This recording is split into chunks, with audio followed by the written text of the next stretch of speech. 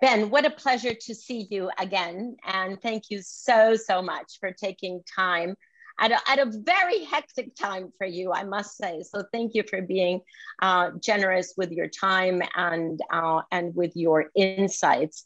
We thought, Ben, that we would concentrate this conversation on hopefully helping our listeners to understand the complexity of the transition that we're all in. Certainly the oil and gas industry, but everyone else as well. And try to steer away from simplistic arguments that are actually just not going to help us to move forward. So I just wanted to invite us to step into that complexity, but using language and arguments that are understandable to all of us. Because I have the suspicion, Ben, that if I walked in to a board meeting at Shell, I would understand absolutely nothing of what you're saying because of the languaging and the terms that every industry uses. So here's an invitation to help our listeners walk into the complexity, but with language tools that we can all understand. If that's okay with you, that would be sort of our invitation. Well, that's great, Christiana, and it's great to be talking again. And Tom, good to see you again. And Paul, nice meeting you. And I think you couldn't have had a better invite for me, because if there's one thing that I find is still an issue, it is the sometimes the simplistic nature of the debate of an issue that is more complex than any issue I think humanity has faced. Indeed, indeed, indeed. So in that spirit, Ben, I thought last night, to be honest, and I'm going to show you my little cheat sheet. Here's my little cheat sheet of our conversation, because I thought maybe it would be helpful for me anyway to list some of the dichotomies or paradoxes or contradictions that at least I see that are embedded in this transition, and lay them out one by one to you and invite you to guide us through. I mean, obviously you don't have all the answers, but I am sure you have thought about this more than most people on this planet and can give us at least some light as to how do we navigate these paradoxes or these dichotomies. So I have a list of 4, and maybe, you know, my colleagues will bring in a couple of others. The first one that jumps at me, Ben, is your very interesting reaction to the Dutch ruling. If I have it right, your immediate reaction was one of welcoming the ruling, in the sense that you said, this ruling will not change the Shell strategy. We have been on a decarbonization path for quite a while. If anything, what this ruling is going to do for us is accelerate that decarbonization strategy or decarbonization strategies, because it has many different components. So I was really interested in your reaction to that, with the dichotomy that then I understand that Shell is actually going to appeal the ruling. So walk me through those two. Walk me through welcoming the ruling as pushing you farther in the direction that you're already walking, but at the same time appealing the ruling. Yeah, that's a good one, Christiana, and thanks for the opportunity to clarify that. I think maybe I have to add a little bit of context here, which I think is important. So the ruling, even though it came out in May, was a ruling on a hearing or a set of hearings that took place in December. Between December and May, we actually published our energy transition strategy. We put our strategy to the vote. We had a relatively detailed update with our investors on how we were going to approach it. And of course, as a result of all of that, the outcome of the court did not take into account what had happened since. That just happens. That's just a fact.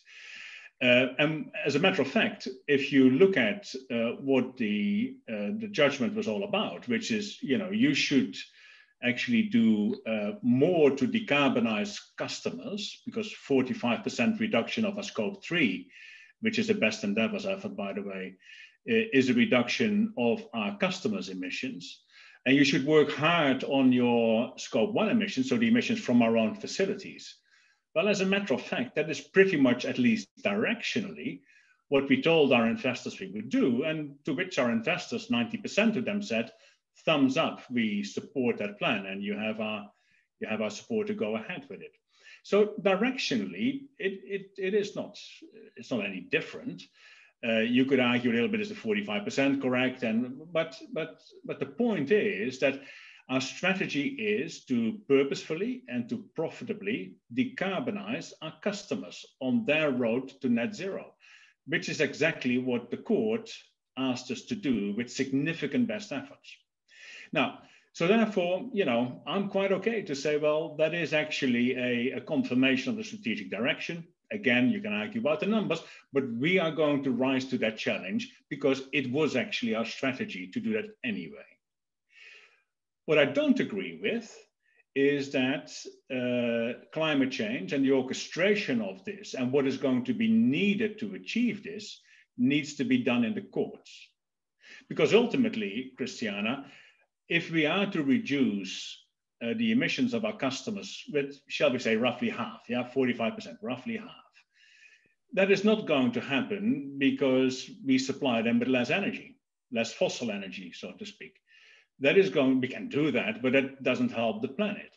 That will only happen if there are supporting policies to make that happen. If we want to sell half the petrol we sell to the automotive sector of society, or half the jet fuel or whatever, then we need to see changes in those segments of the economy. Half the cars need to be electric. Half the jet fuel pool needs to be biofuels. And these are things that we cannot make happen. They can only be made happen by governments, obviously in close coordination with these different segments of society. So while I'm okay to say, we will do everything to work with each and every sector in society to decarbonize that particular sector, to be held to account for the results through a court of law as a single company doesn't feel like the right approach to tackling this very complex challenge. So that's where I think the dichotomy for me sits. So we have to reflect on, what are we going to do with this? And we are at this point in time reflecting what our appeal aspect should be, but rising to the challenge of reducing our own emissions and to work really hard to make the best efforts to decarbonize our customers, I have no issue with. There is no contest. Can I just go please? No, I was just going to ask. So it's so interesting, Ben, and thank you for setting it out like that in terms of those two different. And as I understand it, first follow-up question, then I have another follow-up question is that it's a best efforts commitment to your customers that you will do your best to get them to reduce emissions by 45%. And if that's the case, my question is the reality is that some segments of the market look at companies like Shell with a pretty high degree of skepticism about your intentions, right? For whatever reason, they say it's, there's not that much trust sometimes that you're serious about doing what you say you're going to do. That's just a reality. Leave aside the fairness of that or otherwise.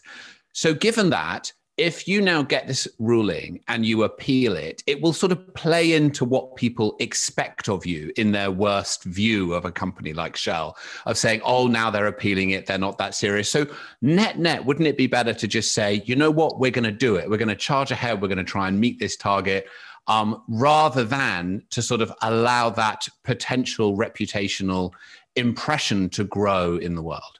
I think that's a good point, Tom, and we have to really think through how we live with this particular apparent paradox, which in my mind is not a paradox at all. For me, it's perfectly okay to say, well, I embrace that. We're going to do the 45% on our own emissions. We have to figure out whether we can do it and what it takes. We're right in the middle of it. But if we can see a pathway to achieving that by 2030, then I have no point to embrace that, to make that a commitment, a target, assign a component of our remuneration to it, or whatever it is, so right. People can say, okay, no, I get it, they are serious. Yeah. But again, on the other 45%, reducing the emissions of our customers, I'm quite okay to say we will do everything we can to indeed change the product portfolio and therefore change the energy use of our customers to alternatives, which for them basically means changing their car, changing their house, changing their plane, changing their whatever. Yeah, I'm okay to work on that. But I find it at this point in time unreasonable to say, and if you can't get there, you will be held to account unless you prove that you've done everything within your power to try and get there at least. Now, you know, that's quite a difficult one to contemplate. So what am I going to say? What are we going to say? Well, we tried everything. We really tried everything to get, say, the automotive segment of Pakistan to electrify, but we couldn't get quite to 50% electrification of the fleet. Or do I say, well, you know, if that happens, I'll just stop supplying that segment. I will just give up on these customers and let them be served by somebody else. Now, both of these are not exactly helping climate change. Both of them, I think, are also for showing the shortcomings of how a court should sort of play a role in the orchestration of the world when it comes to the energy system. And I think, you know, we are struggling with that. We have been struggling with that for some time, but I think this court ruling brings it in a slightly sharper relief.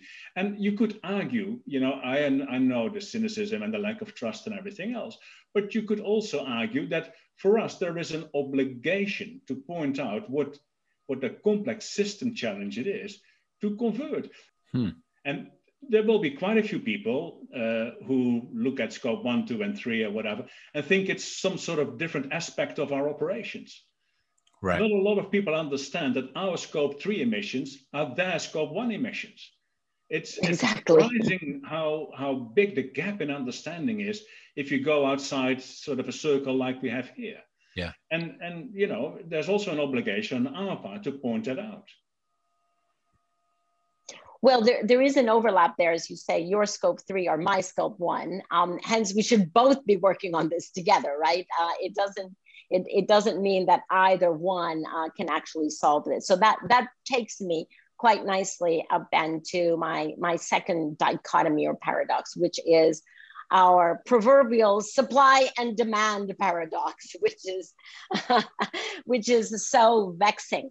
And so just to simplify that, let me just simplistically say climate activists will argue and do that it is the urgent responsibility and deep responsibility of fossil fuel companies to reduce their supply ASAP. Fossil fuel companies will argue, and I've heard you argue, as well as many of the other CEOs, that there is an urgent and responsible need to reduce demand. Both of these are true, right? Both of them are true. Now, the question is, how do we actually orchestrate that? Because by looking at this as a chicken and egg, we're not going to get anywhere. By lobbying the responsibility across the fence between supply and demand, that doesn't get us anywhere other than to a ping pong game. Meanwhile, we are running out of time. Now, on top of that, Ben, I would argue that the capital discipline that all of you have been exercising in the past few years, where you are committing to give cash back to shareholders, where you're actually restricting already your capital investments in new exploration, meaning that you are not necessarily replacing like you would have in the past. You're not necessarily replacing the depletion of oil fields that are, have come of age. So all of that to me means that there is already in the system a reduction of supply. Now, on the one hand, one could think, well, if there's a reduction of supply, then that might mean that the price will go up, making alternative energies much more competitive. So the market forces will be with us. On the other hand, one can say, well, if the prices go up, there are going to be many who will want to produce and take advantage of those higher prices. So it is quite a vexing question, not just the supply and demand, but the price volatility, right? Because you don't have that price volatility in renewables. This price volatility, and I heard you recently in a panel, somebody asked you, so Ben, do you think the price is going to go to 50 or to 100? And you said to both, but don't ask me in what chronology. So that's a very interesting, answer, because there is such a price volatility. And that, of course, will affect both supply and demand. So I am sure that you have thought about this, Ben, very, very deeply, because it goes to the core of your strategy. How do we get away from the chicken and egg conversation that I find totally unhelpful about who has the first responsibility, whether it's those who supply the fossil fuels or whether those of us who consume the fossil fuels? It has to be both. How do we do that? No, you're absolutely right, Christiana. It has to be both. And of course, we can have a long argument on the supply side and say, well, we are just supplying existing demand. So therefore, don't blame us. If the demand changes to something else, then we'll supply to something else. But there's also the other argument where you just say, well, but the more you lock in existing infrastructure, the more that sort of strong incumbency of existing supply will perpetuate itself. And exactly, you have to work on both. And I fully agree with that. And this is one of the curses, of course, of the energy transition, is that we are working against a very strong incumbent energy source that we have been honing for more than a century, and that is really successful. So it's not going to be easily dislodged.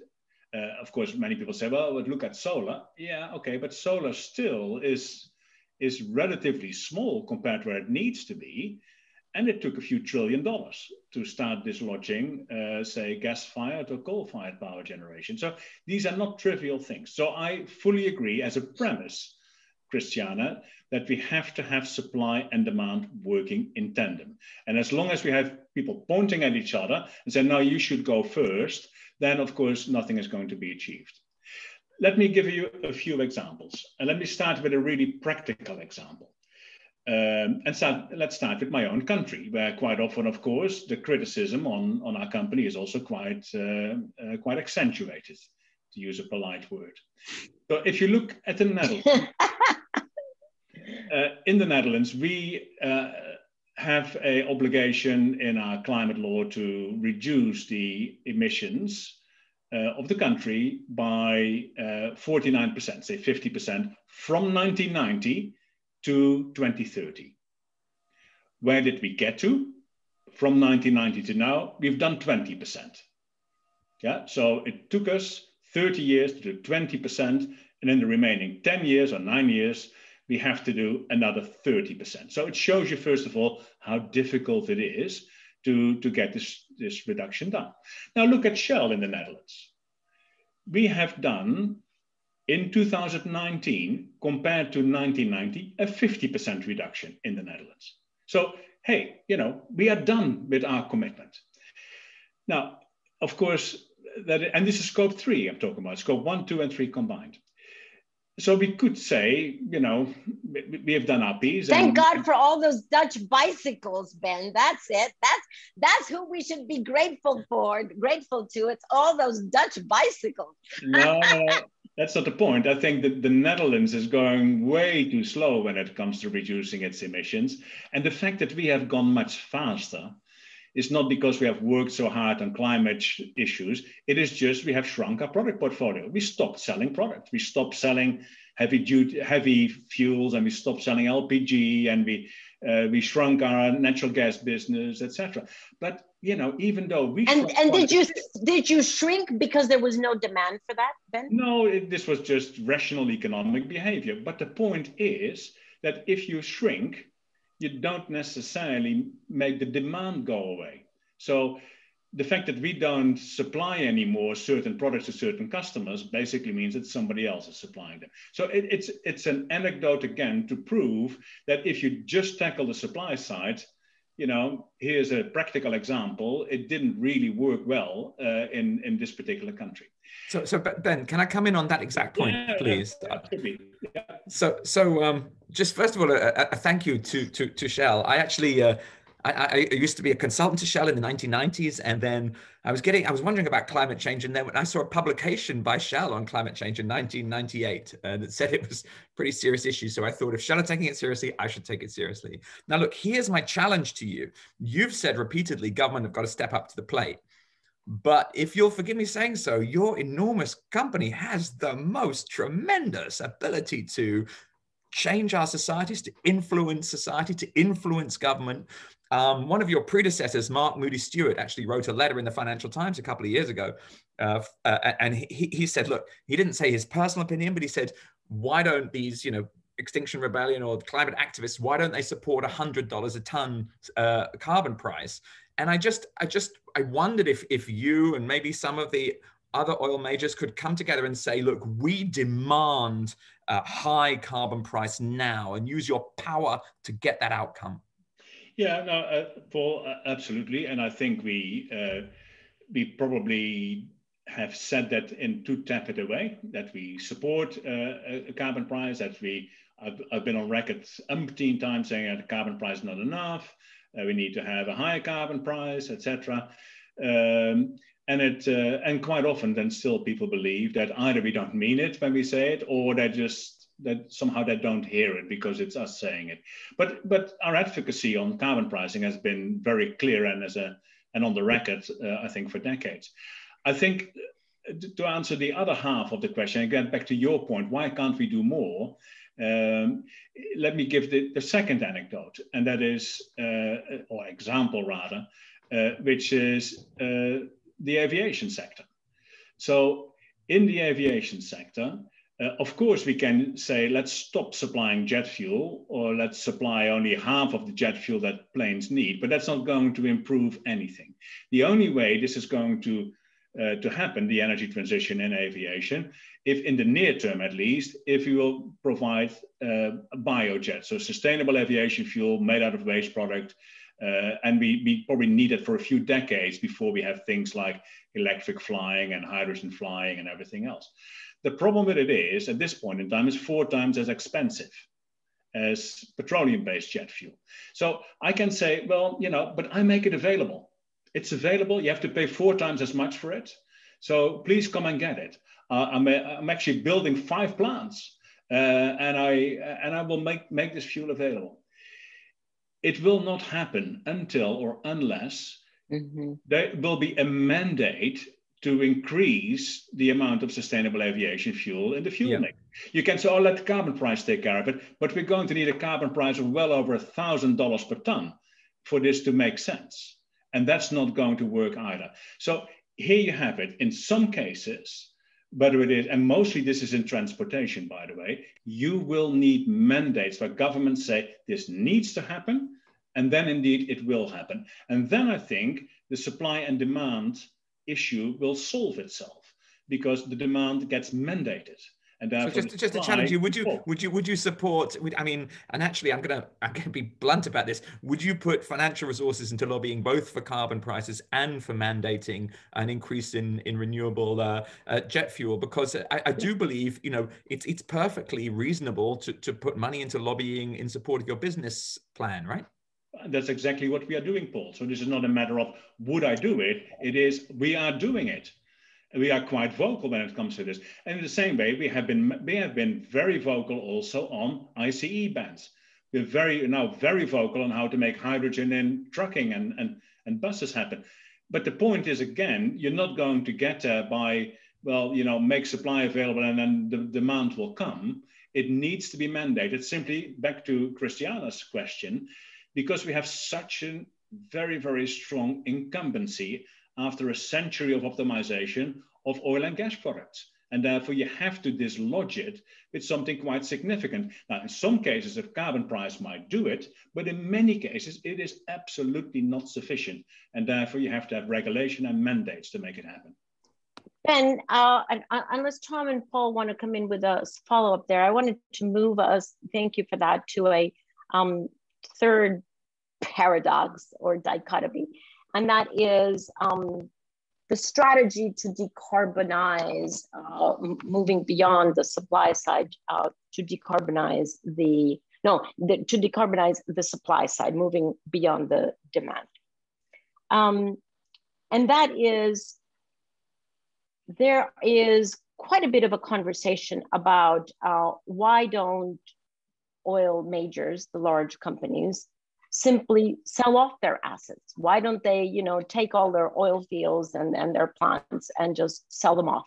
And that would take you to a very quick decarbonization if you divest your high carbon and invest the capital from that into alternatives that you're already starting to go into. Now, that's one side of the argument. The other side of the argument is, really? Whose responsibility is this? If you divest and if you just sell off those assets, presumably your large competitors won't take them on because they have already understood the risk of stranded assets.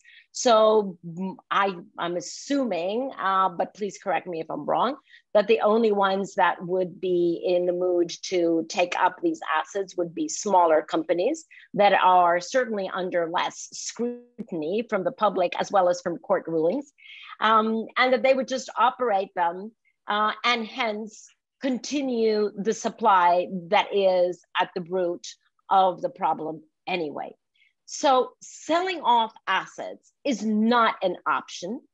It might be or it is an option to manage a decrease of supply, to be prudent in walking down the curve of the supply, obviously not overnight, but a prudent decrease of supply, a prudent decrease of production, a prudent closing of fields, oil fields that are currently in production right now, seems to me like the only responsible way to deal with the fact that each of us have individual responsibility, but each of us also contributes to the collective impact. So that individual responsibility, what I'm arguing here is, can't be just farmed out to smaller companies. It has to be assumed on the shoulders of those who currently own those assets. Yeah, I think that's an interesting one as well, and I think you're right in pointing this out. And let me answer it again in two different ways, Christiana. First of all, you're right. If we were to just quickly sort of sell off or liquidate our upstream portfolio, of course, the oil and gas that would be produced by us would simply then be produced by somebody else, simply because the asset doesn't change, the asset doesn't evaporate. It just goes to different ownership. And more often, you have to also bear in mind, every resource that we produce is a major resource of a country. So, we can say, let's stop producing in country X. But that doesn't mean that we will plug the wells and say to this country, you can't produce anymore. They will just find another operator or have the national oil company, or they create a national oil company to produce a resource if they feel that there is a need or a rationale for doing so. And they are in their sovereign right to do so. We do not have tools, thank God, to forbid countries to develop their national resources. So that indeed is not really a solution. And indeed, you're right. If you sell it off to a small player or a non-publicly listed player, then of course you don't necessarily do anything, and you may not even improve the operation or the quality of the operations. So that is not a solution. But there's another way to looking at it as well, which is, if we are going to be a major player in the energy system of the future that we want to be, and therefore we want to build out an unprecedentedly large hydrogen business, a bio business. We want to get into power in a big way, and not just commodity power generation, but quite complex power systems that the world needs on the customer side. All these businesses that we are going to build up, they are going to be free cash flow negative, and I know I have to explain it in a moment, for at least a decade. So in other words, the amount of money we have to invest in these businesses to let them grow up to materiality, the investments in it is going to far outstrip the cash we will get out of it. Now, we can't go to our investors and say, oh, can we raise some money from you, please, because we want to grow our baby businesses into full-blown businesses. We need that funding to come from elsewhere. And therefore, in my mind, the strategy of having a relatively healthy upstream business that you will go into manage decline with, but for which you will use the cash surpluses to fund the cash deficits of the businesses of the future, is exactly the right way to do it. Now, some investors may say, no, we don't want you guys to do that. Just give the money back to me and I will invest it in startup companies. But I can tell you the energy transition is not going to happen at the pace that we need it to happen without strong incumbent players with the scope and the reach and the capabilities of companies like us to make it happen. So I think it is legitimate to say, I will nourish my legacy business as an important foundation piece for funding the rest of my strategy, but I will also be mindful that that business then goes into decline. There's only very few companies in our sector that say they will manage the decline of their legacy upstream businesses. I can only count two, and we are one of them. And indeed, we will manage our business down with 1 to 2% per year, so that it will still be a cash generating business in the 30s. But if I do it prematurely, you get in the so-called valley of death, where your business of the future doesn't generate the cash to still have a going concern, and the business of the past you just got rid of. And to get that balance right is incredibly important. It comes with lots of volatilities and uncertainties, so you have to make bets, sometimes strategic, sometimes tactical. And of course, at the same time, you're being criticized for doing it this way. So that is quite a challenge to get right. But you know, that's the challenge of our time, and that's in the industry. Yeah, it is one that I wouldn't say lose sleep over, but I see this as my legacy challenge as the CEO of the company at this stage of our life.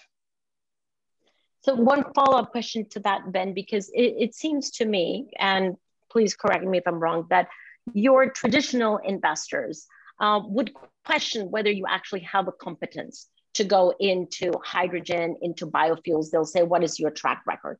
And obviously, you know, you have offshore wind might be something that you could argue you have competence. You have a competence on the offshore part, but not necessarily on the wind part, right? But you don't have any track record on hydrogen. You have very low track record on CCS. Both of those have a long lead time. And is it not then difficult for investors to actually provide the support, both the especially the financial support, for you to do the transition that you need to do? Frankly, Ben, when you say 2% decline, many would argue that's not fast enough. So, you know, it seems to me yet again, here we have a dichotomy of a managed decline that you're saying, you know, yes, we're doing the managed decline more than others. Some would say that's not fast enough. On the other side, you might have investors who are saying too fast. Where's the compass? Why are you going into some things that are completely new that you actually know nothing about? Yeah, I think I would say two things to it. First of all, is it 2% fast enough? Well, it depends a little bit on how fast you grow up the business of the future. Yeah, because if I can grow that business of the future much faster, then of course I don't need the funding capacity of the legacy business quite as long. And as a matter of fact, if I would grow that business of the future much faster, it would probably be smarter to build down the legacy business, and there wouldn't be any need for it more in the world anyway. So in other words, I want to be driven by the pace with which we can grow the business of the future. I'm quite prepared to take risk in that, for that matter, probably more risk than our investors traditionally would like to see us take. But I cannot do it the other way around, where I just say, let's go as fast as we can in building down this legacy business, and then see whether we can build a just-in-time future business without knowing whether that future business is ever going to grow up in the way that we are currently planning for it. That's point one. Point two, on the competency piece, yeah, I hear that a lot, but I fundamentally disagree. There's two things there. First of all, I think many of our critics think too much that the energy transition is all about future assets. So, you were very good at doing wells. Why would you be very good at doing solar panels? Okay, or you said it yourself, you can do offshore, but why would you be good at doing offshore wind? Now, first of all, we are pretty good at doing offshore wind. Just yesterday, we won one of the largest tenders in the United States on offshore wind. And as a matter of fact, we have won most of the tenders in the Netherlands on offshore wind. And we do quite well for that matter. It's just that we have to do more and we need to go faster, but that and so does everybody else.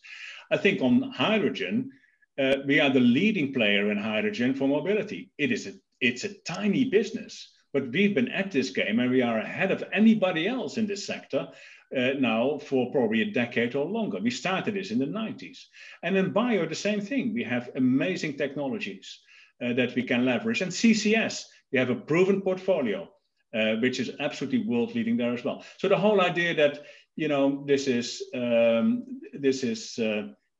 don't have a position, I would sort of classify that as alternative facts. Yeah.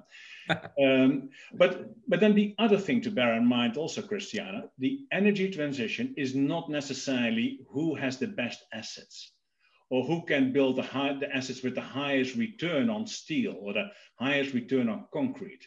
The energy transition is going to be a much more a customer denominated game, particularly if you want to indeed have as a strategy, how do you decarbonize your customers? If we are going to win in, shall we say again, aviation and jet fuel, it is not so much because we have the best biotechnology, which we may well have, but it is because we have the best incumbency when it comes to the aviation sector. We are the largest aviation fuel provider. Now, that's a great starting point. That is something we can work with. We have network agreements with every major airline in every continent of the world. We are at 1,000 airports, bigger than anybody else. That is a much stronger position than maybe having a 2% efficiency on your biojet plant. So Ben, can I come in at that point? Because that's exactly the point I wanted to ask you about. What amazing relationships you've got in air fuel. I mean, you heard me earlier talking about your ability to influence governments. And I mentioned that because, as you know very well, over 100 years, you've been working with governments all over the world. I would say a core competence of Shell is working with governments. So I'm very excited to hear about you using your power there. But let's just not forget, you're a giant global brand known to billions of people. You have hundreds and hundreds of millions of customers, probably billions of customers. You've got 45,000 retail outlets in 80 countries. Can I ask you, will you use that position to change your customers? Because, people used to say you can be sure of Shell. Maybe they're looking for your leadership in your media. Yeah, no, that's exactly it, Paul. And thank you for such a great question. That is our strategy. Our strategy is to work from the customer back, figure out with the customer what they are going to need in terms of solution sets to decarbonize, and then build the supply chain that you need for that. But you have to start with the fact that we have 30 million people visiting our retail sites every day, that we have a B2B business of 1 million B2B companies around the world who all have a need to do an energy transition, who most of which have committed to somehow net zero or whatever else. And that was great on the day they did it, but the day thereafter, they are going to wondering, how am I going to get there? And believe me, quite often they come to companies like us and say, I need to do something. What do you have for me? Can you help me? Yeah. So it is exactly working from the customer back that we are going to achieve something. Same thing as with the airline example that I gave. Now, bear in mind, a very important statistic that is always forgotten, but is so crucial to remember, is that we produce a quarter of what we sell. Or let me turn it around. Our market share of our products is 4 times as large as the market share of our production. Yeah, so our market share of our production is 1.2%. Yeah, so 1.2%, the primary energy in the world is produced by Shell. But the energy being consumed in the world is supplied for 5% by Shell. Now, 5% again still say is a very small portion, etc. But I would much rather work with 5% market share to achieve something in terms of customer demand and transformation and everything else than I would work on the 1%. So this is back to Christiana's first point. You know, if I make my 1% of predominantly oil and gas supply, say green power and green hydrogen supply, that would not nearly be as impactful as when I work with my 5% market share and customers to say, how can I help you? And I will build whatever you need to supply you, but we need to understand how we're both going to make money in this process. And if we can't get it solved, we both need to turn up at the government's office and say, please implement this regulation, because then he can supply what I'm going to need. And that is our strategy. And that's why I'm also going back to the very beginning of this conversation. That's why I'm saying I'm okay to rise to the challenge of best endeavors to make that change of 45%. But we can't do it without governments. This has been so interesting. Thank you so much for spending the time to set out your strategy like this. Christiana's going to ask you a closing question in a minute. I just want to ask you something completely different, if it's all right, before we go on. But it's really helpful to have you unpack your strategy, how you're approaching it, the complexity. But I'm going to ask you sort of a simplistic question. A few years ago, right now, everyone's doing something on climate change, but that wasn't true, as you know, a few years ago, even back in 2015 when we were reaching the Paris Agreement. And there was this spate of moments where CEOs would have this realization they needed to do something because their children would talk to them over the breakfast table. And you famously were one of those, where your 9-year-old said to you that the earth was warming and Shell was not doing enough or was being caused by Shell or something like that. And that had a big impact on you and sort of changed your approach to some degree. What does she think about your strategy now? Well, I think it indeed, and I remember mentioning this story to Christiana once. I think the first time we met Christiana, and indeed it was very impactful for me. I think this was my middle daughter, who indeed was told at school that companies like Shell are not doing the right thing, and she was quite perturbed by that, and it came home and was in tears. I found her in tears, and when I asked, well, what's going on, she told the story about how at school they explained that companies like Shell are doing the wrong thing for the planet. And how on earth are we going to have a discussion like this with I think she was at the time 11, explaining, you know, scope 1, 2, and 3, what we are doing, investment levels, what is needed, supply, demand, and everything else. The only thing at that point in time, I could do as a father, maybe you could say that's inadequate, is to say, darling, you have to trust me. Do you trust your father to do the right thing for you and for your life? And on the basis of that trust, which she had in me, I could say, well, you know, we are doing everything that we believe is reasonable and that's possible to tackle this problem. So you have to believe me when I say, you have to trust me when I say that we're doing what we can. Now, that argument works only for a while. It only works within the family. Yeah. So coming with practical and tangible examples is really important. And I do, but the point is, it is anecdotal. And why I'm saying that is because I think also the way we are going to regain trust from society is through anecdotes, by saying, look at what we've done here, look at what we built there, and not so much trust me when I say, because even if I say, I believe in a carbon price, or I believe in this regulation, or I believe in X, Y, or Z, so therefore, don't you trust me now on the basis of what I've said? No, that's not going to work. So we need to show a continuous stream of proof points, like the fact that we are today starting up the largest hydrogen electrolyzer in Germany, that we won the largest wind tender in the US, that we are doing all sorts of other things, where people will say, wow, okay, well, that clearly wasn't just a post that I put up. That is real money that is going into real projects that will make real change. But if I may for a moment, I have a younger daughter who is now 11, and the discussion has moved on. She doesn't come home anymore and just say, that's interesting. Yeah, and that also shows, I think, the hardening in society and the intolerance, which on the one hand you could say is actually good news, because society is waking up to the urgency, and frustration is building, and frustration is a resource, Tom, in my mind, that you need to channel and do something with.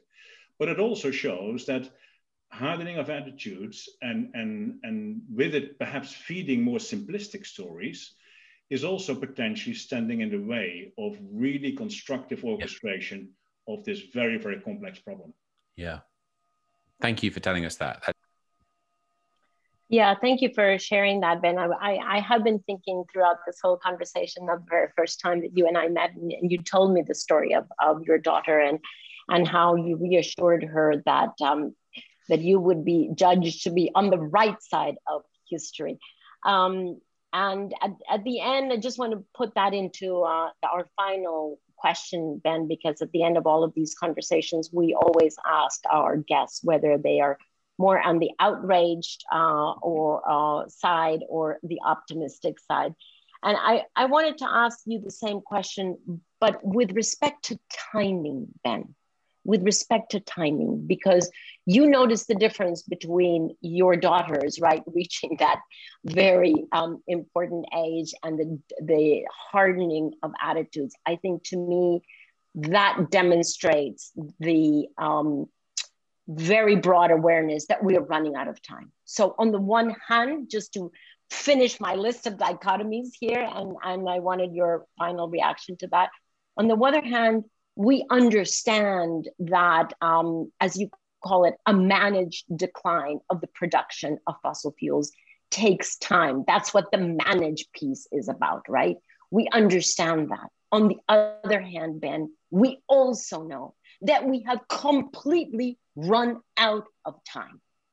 And so if I were in your shoes, I would be looking at time as the most difficult, or timing as the most difficult challenge. And I don't know where are you on that? Are you frustrated? Are you concerned?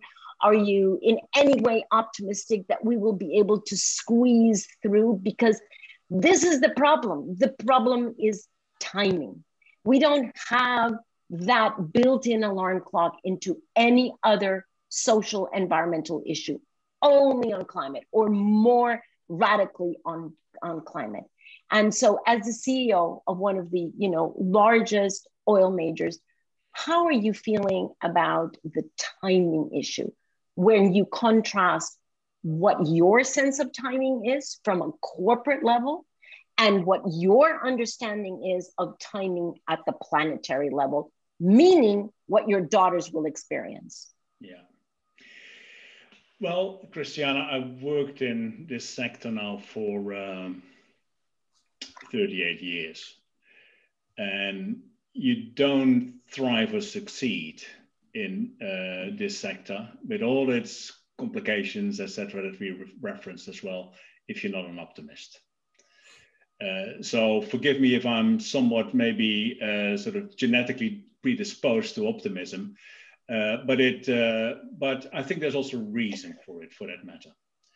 And maybe a little bit of context again first. So there's two things that we need to do. I mean, you talk about managed decline, but of course that managed decline needs to be enabled by growth on the low and no carbon side. And not so much on the supply of low and no carbon. It's not so much, how many biofuel plants, how many hydrogen electrolyzers and whatever else can I build? No, how much also demand uptake can I create with new business models and regulations and all sorts of other enabling tools. And I see that as the bigger challenge at this point in time, because I am absolutely convinced at this stage of the game that everybody who can make it happen and can see the pathway will embrace it and do it. There's nobody who says, well, yeah, I know, sure, we could have a low carbon alternative, but it's a bit of a bother, isn't it? So why don't we just stay with oil and gas? People want to change, yeah? And quite often I find actually that the performance of non-oil and gas applications works a whole lot better. I mean, I have an electric car myself. I much more enjoy it than the petrol car that I used to own before. And that actually applies to many of the other applications as well. So the challenge in my mind, Christiana, is how do we actually make the growth in all these sectors of the low or no carbon variety work? And the good news is that we have all the technologies that we need. So it's not as if we have to just say, we have to invent something that doesn't exist yet. It may be that some of these technologies are not yet commercially viable and they are too expensive, but they all have the potential to get into the money quite quickly, provided you have the right conditions to put to work. If you look at my company, we have all the expertise, we have all the talent, we have the willpower, we have the business models, we have the risk appetite, we have the cash to make it all happen.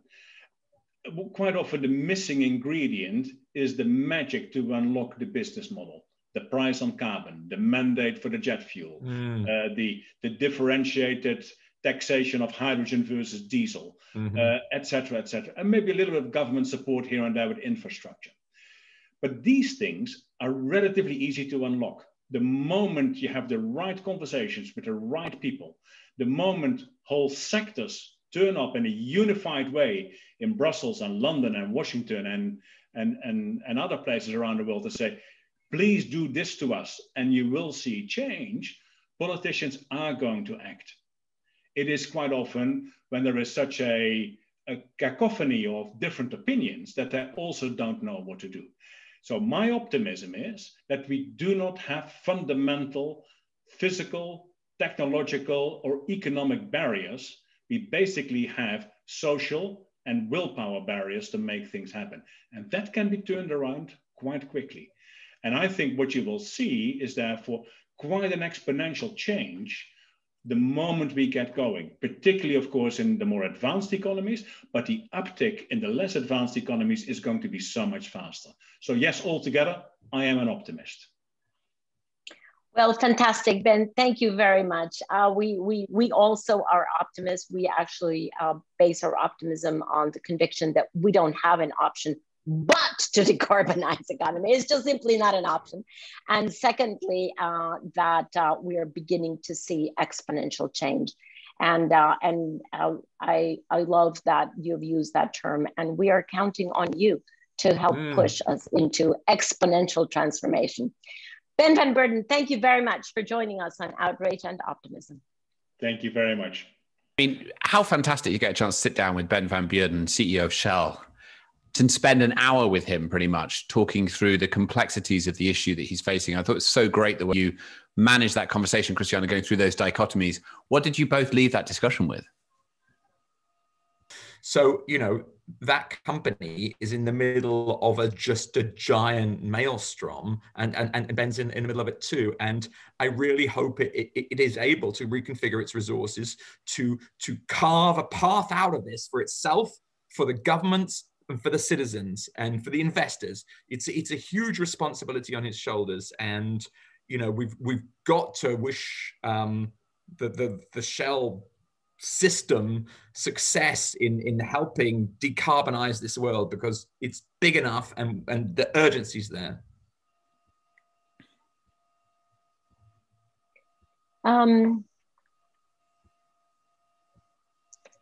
You know, as usually happens when I speak to Ben van Beurden, I was impressed at his humanity. Yeah. He definitely, obviously, he knows the business. He's been there, you know, practically all of his adult life. I actually am convinced that he's very sincere about his intentions to transform that company, which, as Paul says, you know, 5% market share of energy global is not small. And so he's, you know, sits basically with an outsized position to accelerate the transition. And, you know, others may have a different opinion, but I feel that he is sincere. He is not glib about it. He is not simplistic about it. He understands the power of incumbency, the status quo, the paralyzation effect of incumbency, but he's willing to chip away at it. And I think he's directionally really moving in the right direction. I'm very touched by the humanity that he has. However, having said all of that, again, just as I said at the end of it, I sit with the concern of timing. Because yes, every argument that he made is absolutely, a very strong argument.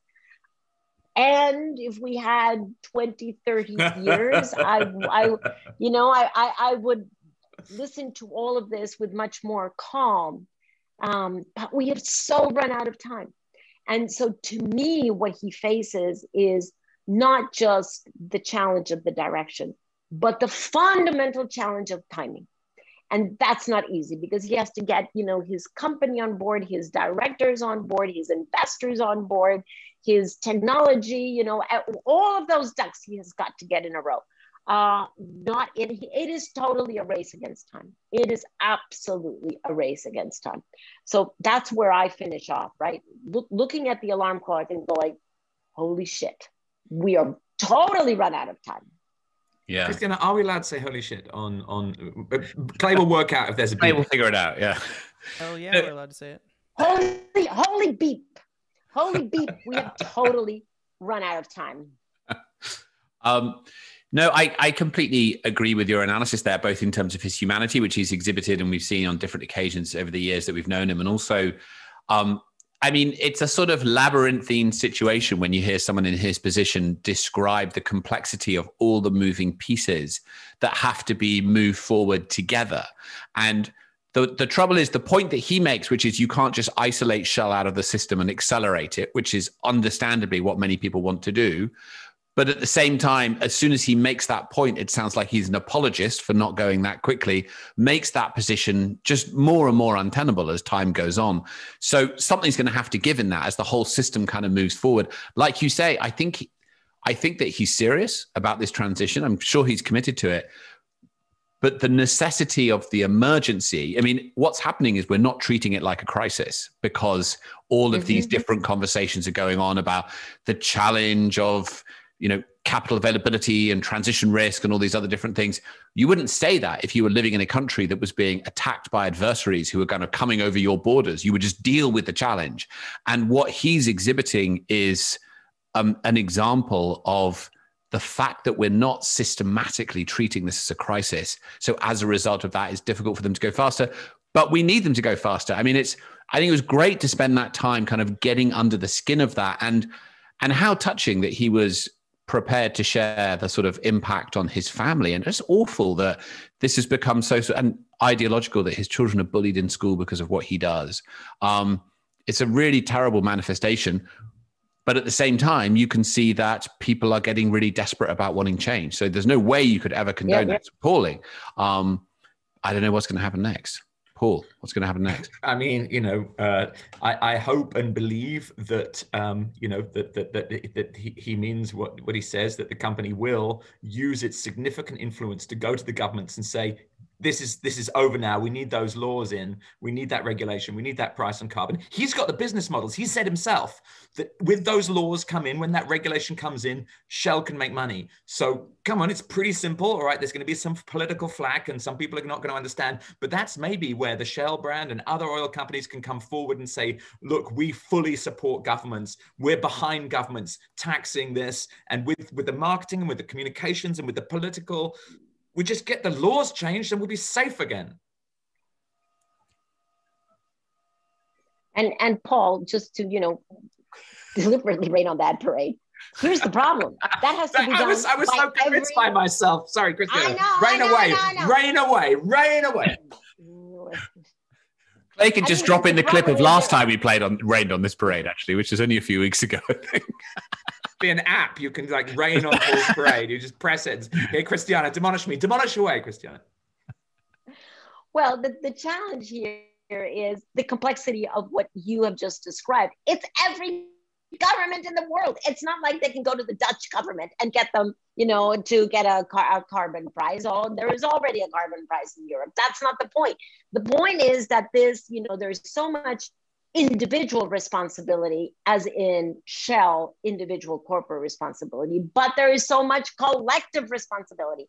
And so it's that, you know, dichotomy that we didn't, well, yes, we touched upon it, but that dichotomy between we're all in this together and everyone needs to work. That's the thing, right? It is not just the tragedy of the commons, it is the urgency of the commons to which every single individual has to contribute, and every single individual corporation, every single government, because otherwise we're just not going to get there. That's the piece, you know, that is just gnawing at me. Yeah. So it's not just a question of changing laws and we'll be safe. Episode 340. But I defer to Christiana. to be it's actually, it's up to us, every single one of us. Yeah. That was what I heard Christiana say, and that it couldn't be more true. Yeah. So I think that's it. We've run out of time. I hope you enjoyed this very different kind of episode. Special conversation with Ben van Beurden, delving into the issues facing Shell and indeed the whole oil and gas sector at a critical moment for the industry when the Dutch court has come out with this landmark ruling. And we'll see what happens next. You've got as much insight into it after that conversation as anyone does. It's going to be a really interesting few months to see the appeal and see how Shell respond. Thank you for joining. We don't have any music for you this week on this special, slightly longer episode, but we will be back as ever next week. We really appreciate you joining us. Thanks for all the mail, all the tweets. We greatly appreciate it, and we will see you next week. Bye. Bye.